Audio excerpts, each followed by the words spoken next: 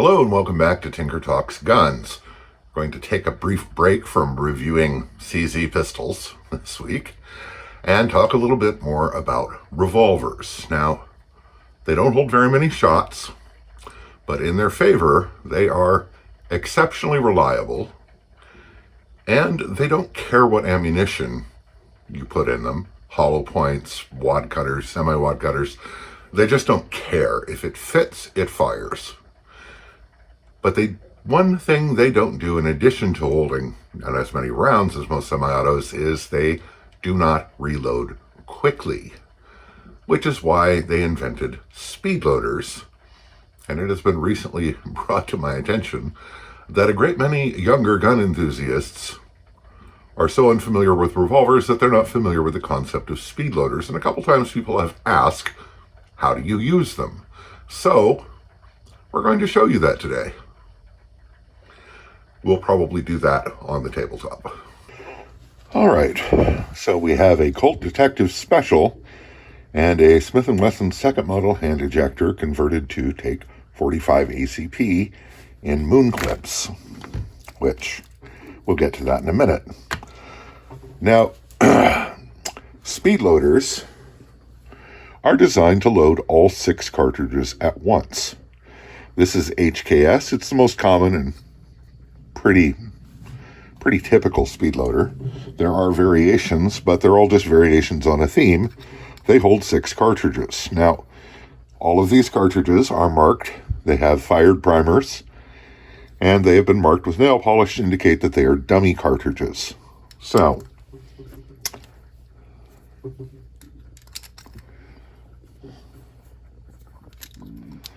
you drop them in thusly into a speed loader. Pretty much most speed loaders operate in a similar fashion to this. And once all the cartridges are in, you twist the knob, or in the case of a Safariland, you push in and twist, and that locks the cartridges in place. So you now have 6 cartridges all ready to go. And these would be carried in a pouch on your belt or something similar. Now, we're not going to unload and show clear, we're going to unload and show safe, because you can see all the primers have been struck. So these are all also dummy cartridges. They're just dummy empty cartridges.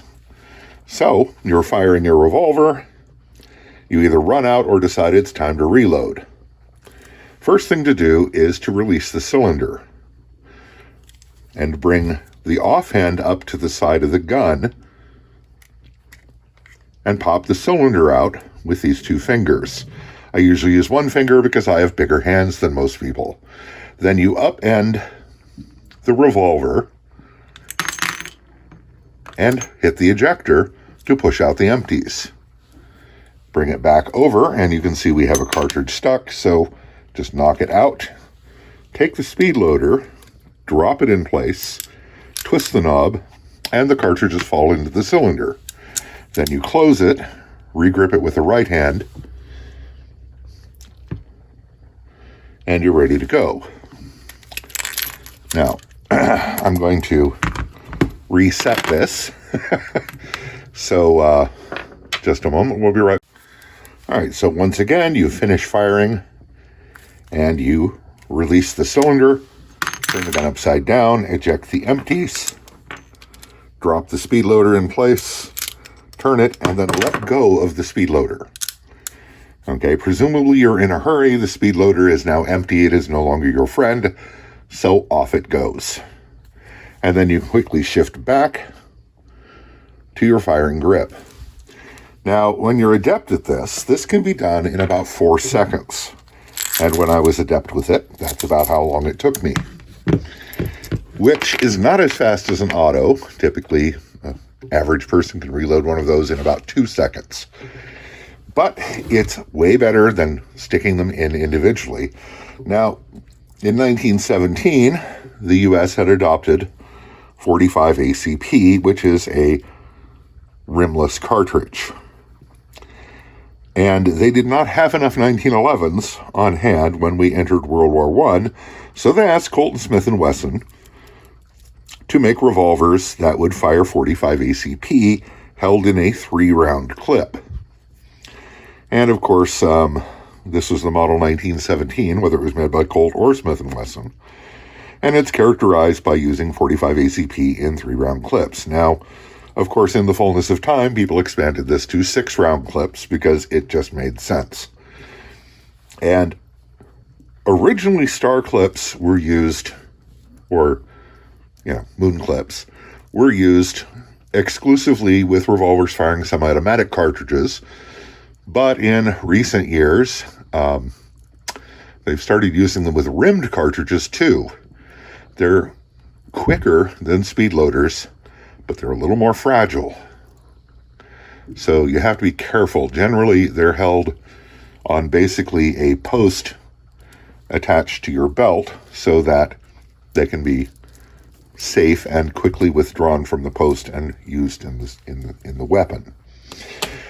Now, the advantages of these, not only are they quick, but they eject all the cartridges at once, and you never get cartridges hanging up. Also, generally, the ejector throw is longer than the cartridge if it is a 9mm or 45 caliber revolver. But you frequently, more and more frequently, you see custom guns and even factory upgrade guns that use moon clips with calibers like 38 and 357 Magnum. And again, the procedure is identical. By the way, you can see these have no primers whatsoever. These primers are all fired, indicating that they're safe. They can't fire again. So again, the procedure is just like with using the standard speed loader. Press the release, pop the cylinder, eject the empties, drop the clip in, and you're ready to go.